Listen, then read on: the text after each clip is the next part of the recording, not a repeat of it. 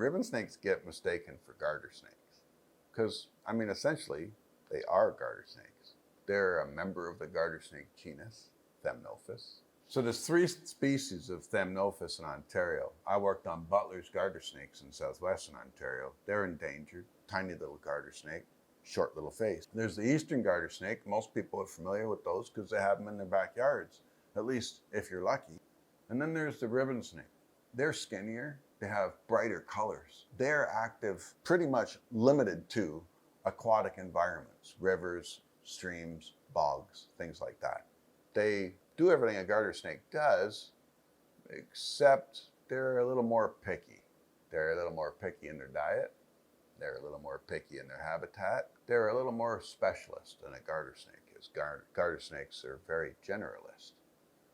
And when you look at the difference between a garter snake and a ribbon snake, garter is more heavily bodied. The ribbon is more slender. They look longer. But because of that longer, more slender look, they also look more graceful.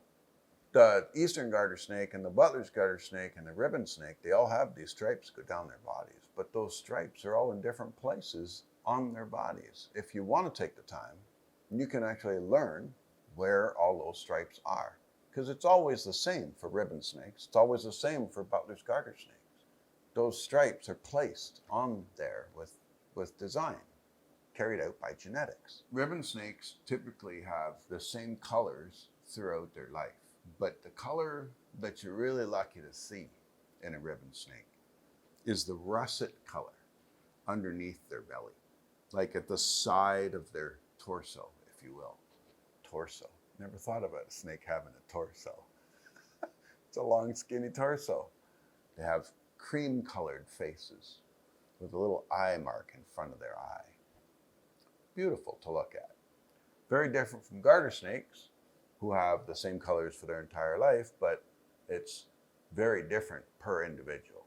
They can be all different kinds of colors under the sun, which are, of course, also beautiful to look at.